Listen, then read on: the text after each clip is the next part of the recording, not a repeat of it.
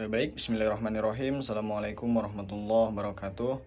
Alhamdulillahirabbil alamin wa bihi nasta'in ala umuri dunya waddin wassalatu wassalamu ala asrofil anbiya'i wal mursalin sayyidina wa maulana Muhammadin wa ala alihi wa sahbihi ajmain, amma ba'du. Sebelumnya saya ucapkan terima kasih kepada yang terhormat Bapak Elif Fardiansah SEME, yakni selaku dosen pengampu mata kuliah makroekonomi Islam, yang telah memberikan bimbingan serta arahan terkait dengan pengerjaan tugas. Adapun di sini perkenalkan, nama saya Ahmad Jelani dari Ekonomi Syariah 3C akan mempresentasikan hasil review jurnal terkait dengan kebijakan makro pada masa pemerintahan Khalifah Umar bin Khattab. Ada beberapa hal yang akan dibahas, yakni terkait dengan latar belakang, pengertian makroekonomi dan juga kebijakan makroekonomi, kebijakan-kebijakan yang diterapkan oleh Khalifah Umar, keutamaan dan juga kelemahan pada masa pemerintahan Khalifah Umar bin Khattab radhiyallahu an. Baik, langsung saja ke materi yang pertama terkait dengan latar belakang. Latar belakang dari kebijakan makro pada masa pemerintahan Umar bin Khattab ditandai oleh penerapan prinsip syariah yang bertujuan untuk kemaslahatan umat. Umar mendirikan lembaga Baitul Mal untuk mengelola pendapatan negara yang berasal dari zakat, jizyah, dan kharaj, dan hasil rampasan perang. Kebijakan ini tidak hanya berfokus pada pengumpulan pendapatan, tetapi juga pada pendistribusian yang adil, termasuk manajemen zakat untuk membantu fakir miskin. Dalam menghadapi krisis seperti pada tahun Ramadan, Umar menerapkan langkah-langkah strategis untuk menjaga stabilitas ekonomi. Baik, berikutnya terkait dengan pengertian makroekonomi dan juga kebijakan makroekonomi. Pengertian makroekonomi menurut beberapa ahli, salah satunya adalah menurut Adam Smith, yakni Bapak Ekonomi Dunia.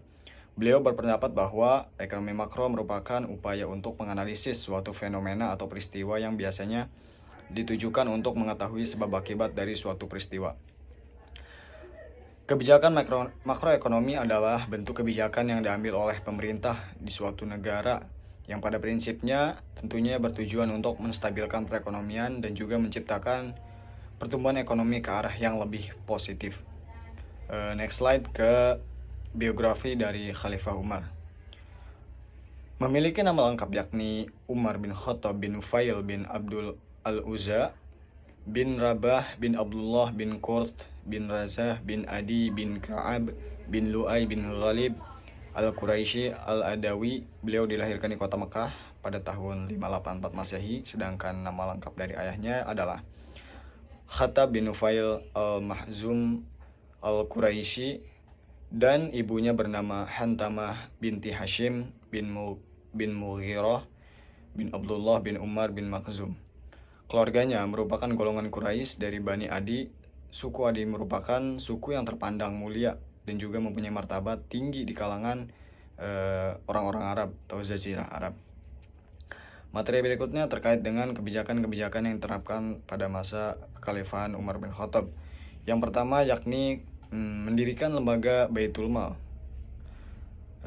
Baitul Mal yang didirikan tak lain dan tak bukan adalah untuk mengatur sistem keuangan pada masa tersebut. Kenaikan yang signifikan pada pendapatan negara terjadi ketika luasnya wilayah kekuasaan pada masa pemerintahan Umar bin Khattab. Oleh karena itu, sangat dibutuhkan pendirian dan juga pembangunan Baitul Mal. Awal mula cikal bakal adanya lembaga Baitul Mal telah dicetuskan dan juga difungsikan pada masa pemerintahan Rasulullah SAW dan diteruskan pada masa pemerintahan Abu Bakar. Kemudian pada masa pemerintahan Umar bin Khattab semakin dikembangkan fungsinya. Peraturan atau kebijakan yang kedua yakni terkait dengan mendirikan lembaga Hizbah. Lembaga Hizbah merupakan kantor atau suatu lembaga yang berfungsi untuk mengontrol pasar dan moral atau adab secara umum. Adapun tujuan dari Al-Hizbah ini adalah untuk menghapus segala perbuatan yang buruk dan juga mungkar, sekaligus menggantinya dengan kebajikan dan kemaslahatan hingga akhirnya tercipta rasa aman dan juga tentram serta keadilan di masyarakat.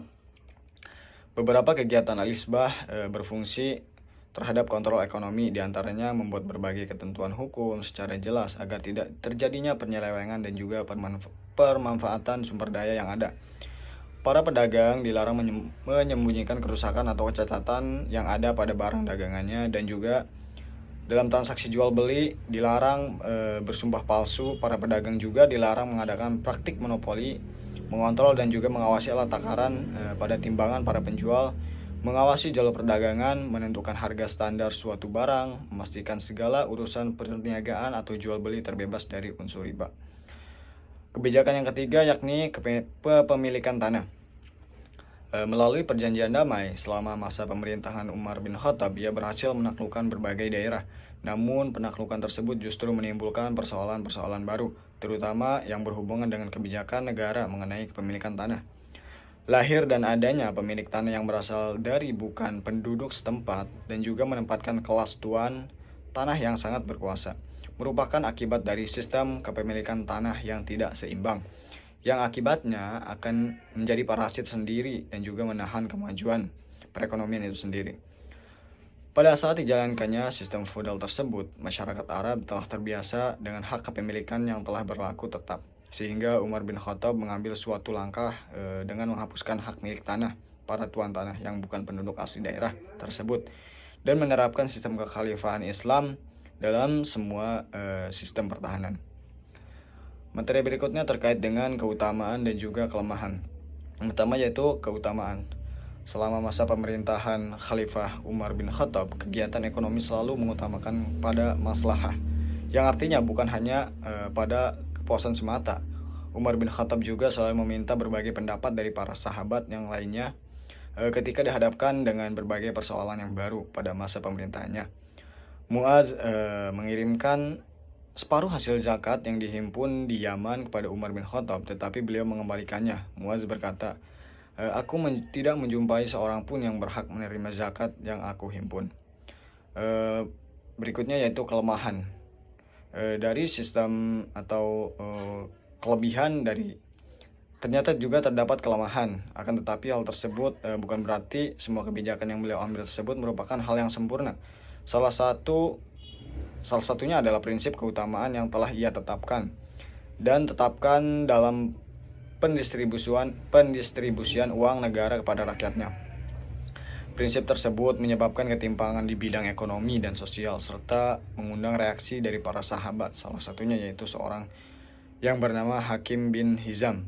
Menurut Hakim bin Hizam, tindakan Umar bin Khattab akan memicu para pedagang untuk bermalas-malasan yang berakibat fatal bagi keberlangsungan hidup mereka sendiri.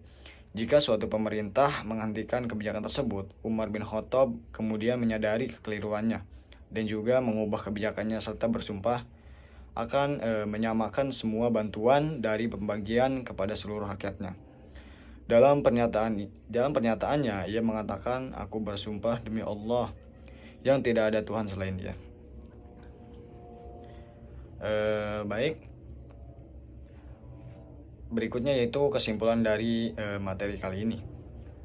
Dari beberapa materi yang sudah disampaikan dapat disimpulkan bahwasannya sistem kebijakan pemerintahan Khalifah Umar bin Khattab tergolong ke dalam pemerintahan yang bersih dan juga memiliki kepemimpinan karakteristik yang tegas dan berwibawa sehingga akhirnya bisa membawa masyarakat kepada kondisi yang damai, tentram, makmur, sejahtera, serta pendapatan masyarakat dan taraf perekonomian yang merata. Mungkin hanya itu saja penyampaian materi dari saya. Kurang dan lebihnya mohon maaf serta dimaklum. Billahi taufik wal hidayah. Wassalamualaikum warahmatullahi wabarakatuh.